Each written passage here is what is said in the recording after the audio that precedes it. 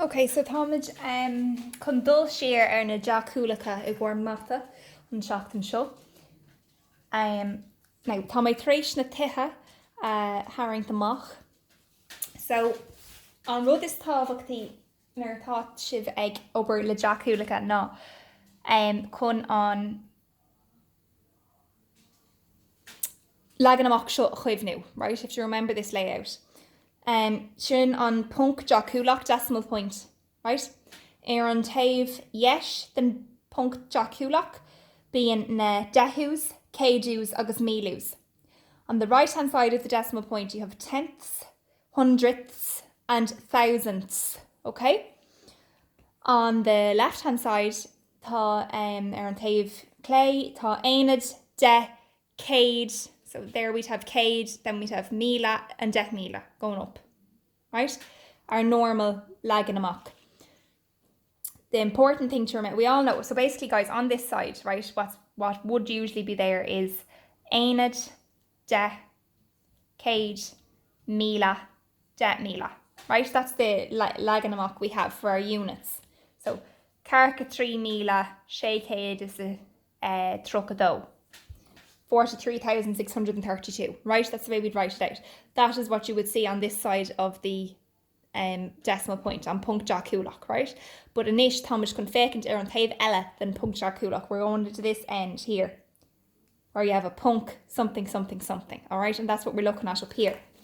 That's what's in question with the Deachúlacha. So, mar hambla guys, má ecin sibh é sin scríofa síos codán cosúla sin.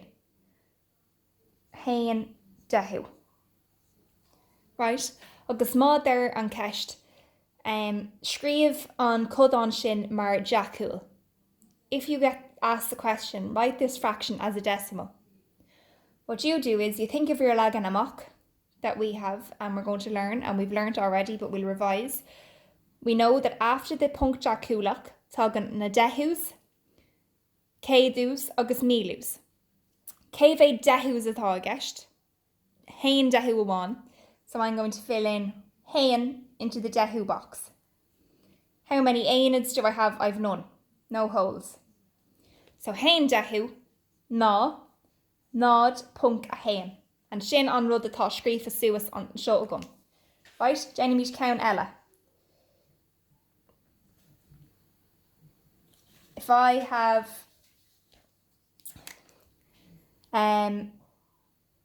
ocht dehús, right? Cén áit ina bhfuil na dehús, they're on seo. Cén iver is the scríbimse faoin dehú, faoin symbol dehú, below that symbol. Ocht. Cén fá, because I have ocht them, right? Tá ocht cín agam. Céimh slán iver get agam, do I have any whole numbers? No. If I did, it would look like hain agus ocht dehú or 3 agus ocht dehú, etc. I don't have anything with it. I only have ocht dehús, which is not a full. A full will be 10 dehús. So for that reason, I have 0 aonads. Hence, ocht dehús ná nád punk a hocht. Right? Agus sin atá scríofa suas an seo agam. Now, saolig greibh iver níos irde agam. I have a bigger number. So, for example,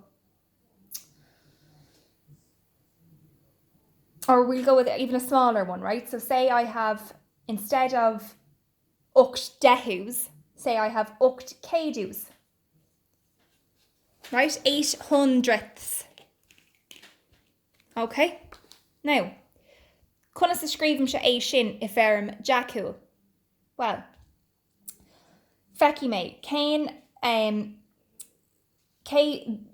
méid atá gceist an seo, tá muidir cleint faoi céadús. So I'll go to my céadús section. Right? Céimh céadús atá agam, tá ocht cín. So faoin céadús tá mé chun ocht a scríobh. Céimh dehús atá agam. Ní eicim se aon dehús. I don't see any dehús. Anything higher de. None. So I have a nod there. Agus céimh aonad. How many holes do I have? None. So, nod. Cílíonn sé sin go bhfuil 8 céadú mar an ggéine le nád punk a nád a hocht. Right? And that's how do I know it? Because I have filled it in appropriately under my box headings. Okay? Chunnic mé go raibh céadús a gceist. I saw it was hundredths. Chunnic mé go raibh 8 gínán. So scríomh mé 8 faoin na céadús. A nod in gach busca eile. If I put a nod there, that is fine because it's still a nod. Once you have a nod in the other boxes, that's fine. You don't need to have it after it. You need to have it before it, okay? Ní féidirling will say a agant mar seo. I couldn't leave it as nod punk a hooked. Mar tá spás an seo agam that I have to put the nod into if it's not filled in. Okay? So sin go banúsach sin Deachúlacha agus cunas iad an legan amach atá a gceist lo.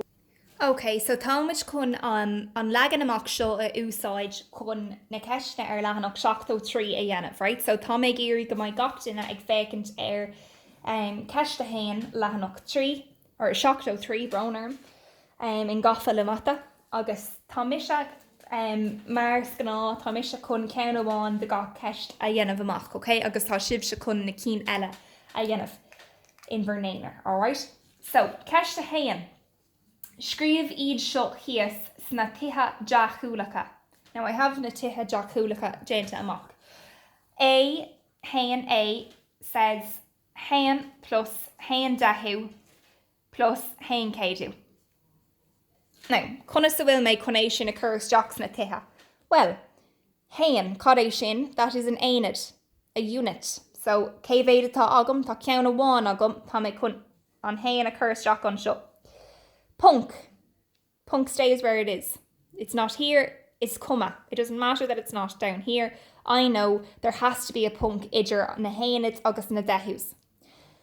Hain plus, sorry, if I can just shinkasula reen and it's just let me see, hang on a minute. This marker isn't shake up. I'm just going to do this for a minute, guys, okay? Just so you can see it's a plus, right? Hain, I have that jainta. Plus hain dehú. Cábhfuil na dehús an seo. Cévéad atá agam, ceann amháin. Right, so now I have hain punk a hain. Plus hain céadú. Cábhfuil na céadús an seo. Cévéad atá agam, ceann amháin. So tá mé chun an ceann amháin a scríomh straach an seo. So inis an feigra atá agam ná hain punk a hain. Right? So tá mé géirí go ndéanfaí sibh an rud díreach céine le hain B. Right, that's hain A jainta. Now we're going to do Doe A. Doe A has given it tá sé scrífa sa slí eile, right? So fécar seo. We have truck a shocked punk no a hain. Right? Sin an rud atá agam in Ivra Doe A. You should see that. Truck a shocked punk no a hain. And it wants me to write that out as sin cochrum le, truck a shocked, tá marker sin beagnach. Do you know what? Just fog me on count sure. Now, they want, so truck a shocked plus dehú plus céadú. Tá ormsa é sin lína isteach. So, let's have a look. Truck a shocked plus cévéad dehú, ní dehú, because tá ní is sna dehú section, agus hain céadú. Sin críoch na. Okay, so tá siad an éasca. Tá sé an éasca iad a dhéanamh. Déanfaimid ceann eile, right? We'll go down to 3. 3A. Agus tá mé chun tá arthibh iad a scríomh isteach mar Deachúlacha. Dearann sé códán Deachúlacha. It says decimal fraction. That's just a decimal, right? So just mar sin, right? So, scríomh na códán seo mar códáin Deachúlacha. 3A is ní dehú. So I have to scríomh é sin mar códán Deachúlacha. Let's see. 0 aonids. And how many dehús? Ní. Nád punca ní. Alright? And Jane McCown Ella, a piece of your niece Jack Rabager. Right, D, just look at D there. 3D is Carher Cage Chuck Shocked Milu. Right? So what do I do in this case? Well, Tá Milu's agam, okay? Cave age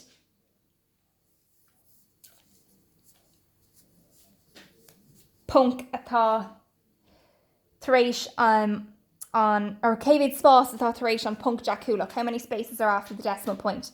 There's 3. Alright. I have us Milu's. I have Carricade is a chuck shocked. So they can literally be filled in directly. Carricade is a truck shocked. Right? Because I have to have a number in the Milu section. So I fill that in with the last one. Just pretend it was Carca 3 Milu's. What would I do then? Would that be right? Carca 3. No. Fection meat cart. Why would that be wrong? Because you always have to fill in the last box that's applicable. 1,000ths. There are some thousands. So I need to have a number in there. I need to put my 3 in there. The cahar goes in there. And then what goes here? There's nothing left. So it's a nod. Nod, punk, a nod, cahar 3. Okay? Now, okay guys, so rud atá an tábhachtach ná códán is quid a one the ained, right? It's for example, this códán here, shocked de who is shocked quid the ained umlan. It's 7 parts of a whole 10. It's 7 parts, okay? So it's basically on rud atá ag déanamh for áhéanamh ná a roinche, tá sé roinche in quid cothorma. It's divided into 10 equal parts, right? And 7 of them are here, okay? So, mar hampla, má tá mé ag iarraidh on codán a ahrú go Deachúil. Say I want to change this codán to a Deachúil, right? Tá sé sin an tain rud tá ar mianamh ná tá sé thar de. It's over 10. So tá mé in ann a roint ar a de. Okay, just fécar seo. Alright, that's basically what's in question. Shocked dehu is shocked is straight in de, right? So I have shocked. Now where does shocked is shocked ain't punk a nod. Right? Say I have the shocked. I rhyne ar a de. When you rhyne ar a de, bogan to gach digit áit one ar yesh. You move each digit 1 place to the right. So I would be moving that shocked 1 place to the right. So I'm moving it 1 place past the Deachúil, right? So what am I giving myself then? I am giving myself nod punk a shocked. Okay, I've moved that, changed that to a nod. I've moved the shocked into the position of the nod punk a shocked. Okay. This one, nídig céadús. Do the same thing. That is basically áiríonn ar céad. So, nídig punk a nod. Why am I doing punk a nod? Because the nídig is a slániver, it's a whole number. Okay, so I have the punk after it. Ryan ar céad. When you're roint ar de, you bug áit one ar yesh. You move 1 place to the right. When you're roint ar céad, you bug gá áit ar yesh. You move 2 places to the right. Why? Because there's 2 knots. So nídig roint ar céad. Let's see, we'll move the knee 1 place to the right, which would be to this area, and áit ella. What would I get then? I would get punk, nod punk henny, okay? Agus igor an céim deranach. I have carca shocked harmila.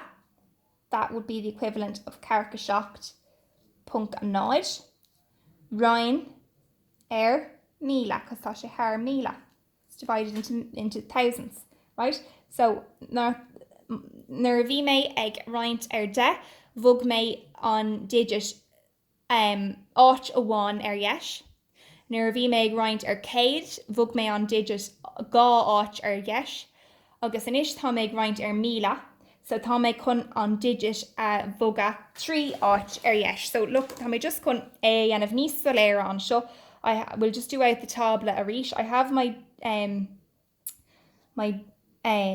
dehana aonad, my punk, I have my dehu, mo céadú, and mo bhílú.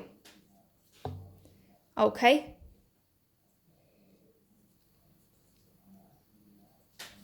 Now, tá mé ag éirí carc seacht punk a nád. So that's carc a seacht punk a náid. A roint míle. So tá mé chun gach digit a bhoga 3 aig dheis. Right? So let's move them 3 spaces. So spás a 1, 2 spás, 3 spás. So my seacht is now on seo. And the cahar is going to go 3 spás. Spás a 1. No, bronerm. Spás a 1 is on seo.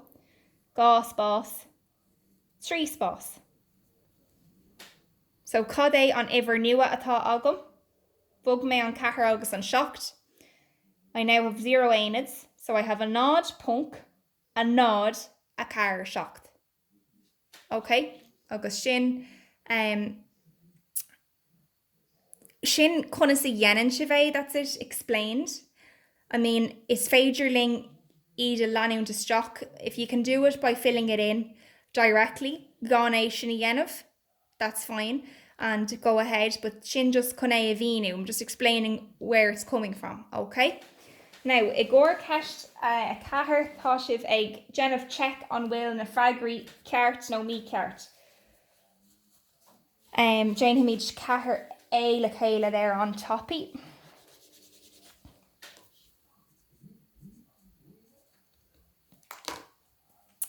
So an rud atá scríofann an 6 mílú ná mar an ggéine le nád punk a nád a 6. Is that correct? Well, let's have a look. If I had 6 mílú, I would have 6 under the mílú section. So I'd put the 6 in there. What would I have? Taréis cad a bheith agam taréis on punk Deachúlacha. I'd have 2 nods. And I'd have 1 before the aonad at least. So nod punk a nod a 6. Is that what's here? Níha. Counting me cart. Alright? Now, I gcóir ceist a cuaig, scríomh na hibhreacha Deachúlacha na tithe aonad agus Deachúil. That's díreach mar an ggéine leis na cín atá déanta againn. Right? You're literally just filling them in to the busky. On seo. Okay? Okay, guys, agus I gcóir leathanach seachtó cahar. Ceist a haon. Scríomh an codán ceart agus an codán Deachúlacha le ceart de bhloc umlán atá áléirú ag gach ceandaíomh seo. Right? So if we look up here, má fecinn tú busca umlán, cube bronerm umlán, sin haon haar haon, no haon, 1 unit. That's 1 whole cube. If you see, má ecinn tú 1 flat layer, okay, that's haon dehu. The small line is haon céadú, and cube 1 is haon mílú. That's what you have to relate these images to. So for example, in this one, we see gá layers, right? We see 2 layers of the, which one does that match? This one, dehús. So on codán ceart atá an seo ná, haon A would be gá dehús, and then it wants it as a decimal. So the Deachúil would be, how would I fill it in? Looking up here, it goes into the dehús, nád punkadó. Okay, sin cad dhéanann sibh ag gcóir haon. Okay, guys, agus a gcóir ceist dó, deir sé taring na codáin seo híos ag bint úsáide as an méid is lú bloc agus is féidir. So draw the below fractions using as little or as few blocks as possible. An sin scríobh iad I ferm Deachúlacha. Jen iad ag buint úsáide as bloc mar tá siad ar fáil. Then write them in a decimal form. Jen iad ag buint úsáide as bloc. Oh yeah, well, that's saying to use the real blocks. We don't have them so well yet, okay? So what we're going to do is look at dó A.